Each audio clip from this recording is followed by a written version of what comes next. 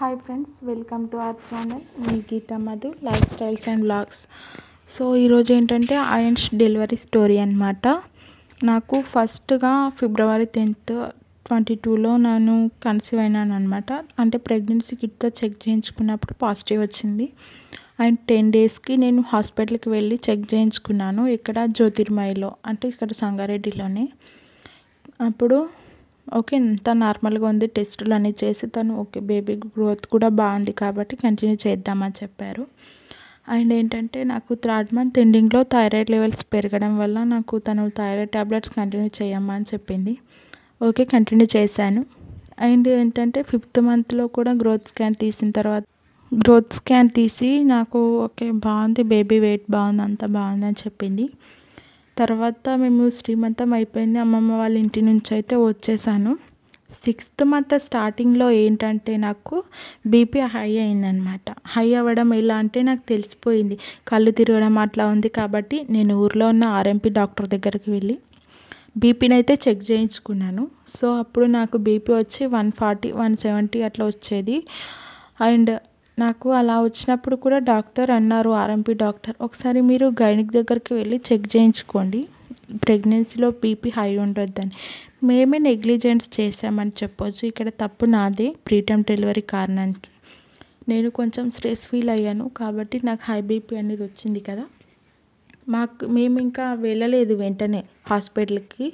1 weekకి checkup, ఎలాగో checkup ఉంది కదా మనము, మంత్లీ చెకప్ అనేది నేను వెయిట్ చేశాను అనమాట. ట్యాబ్లెట్స్ కూడా ఉన్నాయి, ఎందుకు వెళ్ళడం అని. నా నెగ్లిజెన్సీ వల్ల ఇప్పుడు ప్రీటర్మ్ డెలివరీకి ఇన్ని లక్షలు పెట్టడానికి కారణం నేనే అని చెప్తాను నేను. ఫస్ట్ ఆఫ్ ఆల్ తప్పు నాదే.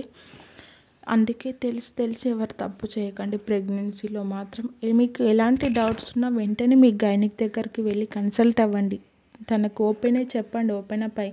ఎందుకంటే ఇలాంటి ప్రాబ్లమ్స్, ఇలాంటి ప్రాబ్లం ఫేస్ చేసిన వాళ్ళకి తెలుస్తుంది వాళ్ళ తప్పేంటనేది. కాబట్టి మీకు నేను చెప్తున్నాను.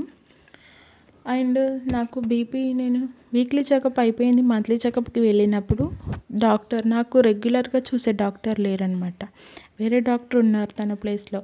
తనకి చెప్పాను ఇలా బీపీ హై అయిందండి అంటే, ఓకే అప్పుడప్పుడు అవ్వడం కామన్, అది మీరు వదిలేయండి అన్నారు. మళ్ళీ 3 daysకి రండి, ఇప్పుడు బీపీ ట్యాబ్లెట్ రాశాను వాడండి, ఇప్పుడు 3 daysకి మళ్ళీ వచ్చి చెక్ చేయించుకోండి అన్నారు. కాబట్టి నేను 3 daysకి రావడం అయితే వచ్చాను.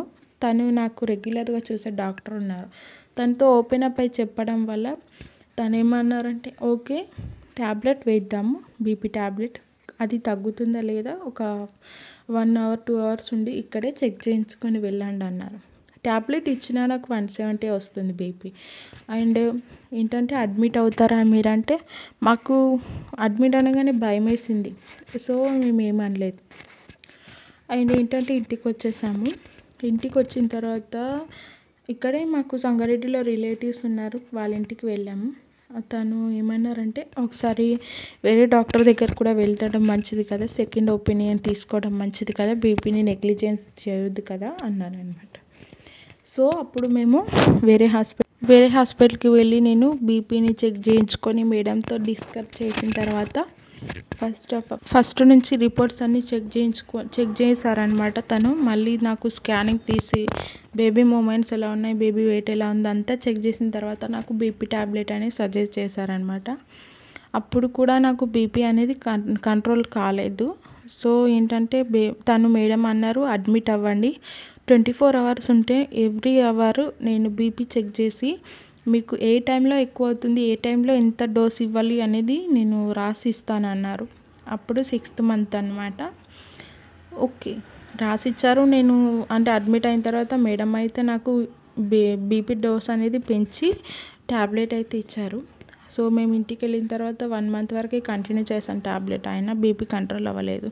ఫుడ్ కూడా చాలా కంట్రోల్ చేశాను, ఉప్పు తక్కువ తినడం, కారం తక్కువ తినడం, ఫ్రూట్స్ ఎక్కువ తినడం బేబీ వెయిట్ కోసం. ఇంత చేసినా కూడా ఒకసారి బీపీ వచ్చింది కాబట్టి అది డెలివరీ వరకు ఉంటుందంట. సో బేబీ వెయిట్ని కూడా తగ్గిస్తుందంట బీపీ.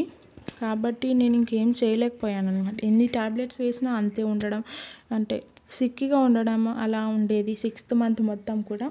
7th month స్టార్ట్ అయ్యింది. 7 months 4 daysకి నాకు బేబీ మూమెంట్స్ అనేటివి ఆగిపోయినాయి. అంటే మార్నింగ్ టైంలో తెలియలేదు. మా అమ్మ అన్నది ఏం టెన్షన్ పడవద్దు, ఓకే తెలుస్తుందేమో కొన్ని వేడి పాలు తాగు, వేడి నీళ్ళు తాగు, ఇడ్లీ తిను, ఇది తిను అని.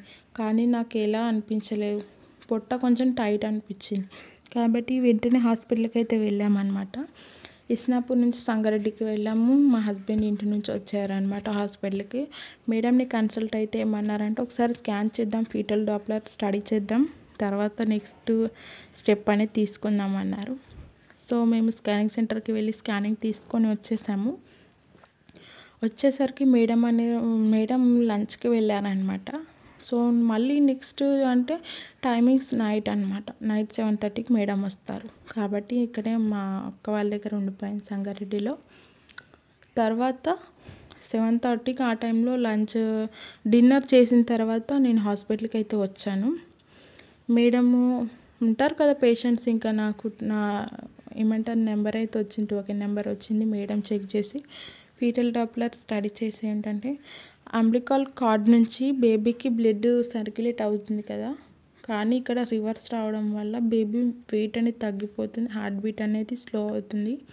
కాబట్టి మనం ఎమర్జెన్సీ పర్పస్లో డెలివరీ అనేది ఇప్పుడే చేసుకున్నాం. సి సెక్షన్ చేసి డెలివరీ చేస్తాను.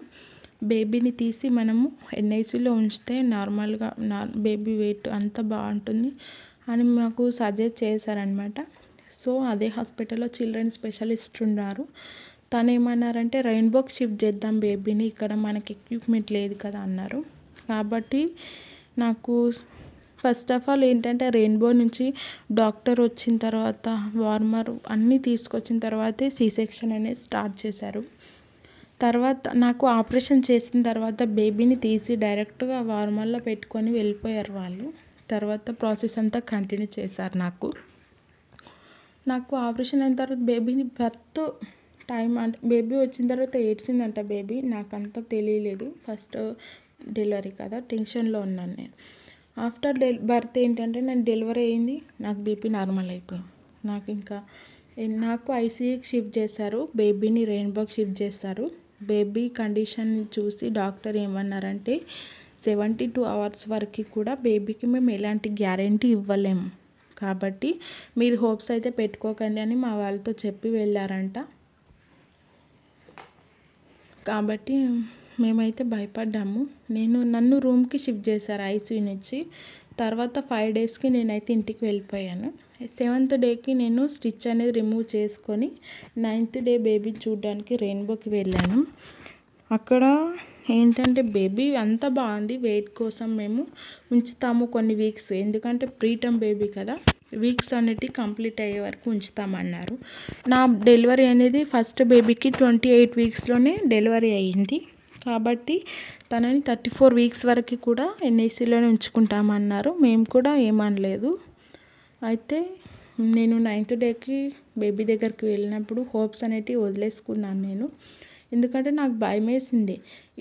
అంటే నాకేనా ఇలాంటి డెలివరీ అయిందని నేను ఫీల్ అయితే అక్కడ ఏంటంటే 6 monthsకి కూడా డెలివరీ అయిన వాళ్ళు ఉన్నారు. కాబట్టి తర్వాత ఓకే అంటే నాకంటే ఇంత డెలివరీ అయిన బేబీసే బాగున్నప్పుడు నా బేబీ కూడా బాగుంటుందనే హోప్తో ఇంకా 35 days వెయిట్ చేసాం మేము బేబీ కోసం.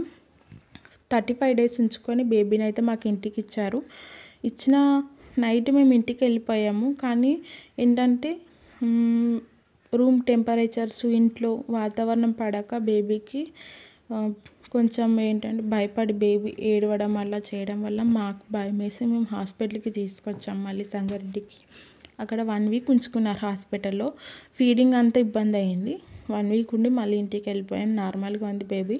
3 months పడ్డాక చిన్న క్రాడిల్ ఫంక్షన్ చేసినప్పుడు అందరూ ఎత్తుకోవడం వల్ల బేబీకి ఇన్ఫెక్షన్ అనేది స్టార్ట్ అయిపోయింది. కానీ మాకు తెలియలేదు, ఫీడ్ తీసుకోకపోవడం, స్లో చేయడం, అంటే యాక్టివిటీస్ అన్నీ కూడా స్లో ఉన్నాయి. మేము నెక్స్ట్ డే బేబీకి ఆర్ఓపి స్క్రీనింగ్కి వెళ్ళినప్పుడు డాక్టర్ని కన్సల్ట్ అయితే తను కొన్ని టెస్టులు అనేవి రాసినారనమాట. ఆ టెస్టులు చేపిస్తే బ్లడ్ ఇన్ఫెక్షన్ అనేది స్టార్ట్ అయిపోయింది. కానీ మాకు రెయిన్బోలో 35 days ఉండడం వల్ల ఖర్చు ఎక్కువ అయింది. మళ్ళీ పెట్టగలమా అన్న భయంతో ఇక్కడ సంగారెడ్డిలో ఉన్న శిశురక్ష హాస్పిటల్కి అయితే బేబీని తీసుకొచ్చాము. డాక్టర్స్ అంతా చెక్ చేసిన తర్వాత ఓకే ఇక్కడ ట్రాన్సాక్షన్ చేద్దాం బ్లడ్ అని అన్నారు. కాబట్టి ఇంకా బ్లడ్ ట్రాన్సాక్షన్ అయితే జరిగింది 12 అవర్స్ వాళ్ళ అబ్జర్వేషన్ పెట్టుకొని వాళ్ళ ఇంటికి పంపించారు బేబీని. అప్పటి నుంచి ఇంకా వానాకాలమైన చలికాలమైన బేబీస్ వెయిట్ గెయిన్ అవ్వరు, వెయిట్ లాస్ అవుతారు. కాబట్టి ఇంకా చాలా బేబీస్ని కేర్ తీసుకొని చూసుకోవాలి. ఇంత సిచ్యువేషన్ రావడానికి రీజన్ ఏంటంటే నేను ఎప్పుడైతే ఆ బీపీ వచ్చిన ఫస్ట్ డేనే నేను గైనిక్ని కన్సల్ట్ అయితే ఇలాంటి సిచ్యువేషన్ ఉండేది కాదేమో. కాబట్టి ఇలా అయింది. మీరు కూడా ప్రెగ్నెన్సీలో హ్యాపీగా ఉండండి, బేబీ కోసం ఆలోచిస్తూ ఉండండి. కానీ ఎలాంటి స్ట్రెస్ అనేది ఫీల్ కాకండి, బీపీ తెచ్చుకోకండి, ప్రీటర్మ్ డెలివరీస్ కాకండి. అర్థమైందా? ఇది అన్నమాట నా డెలివరీ స్టోరీ.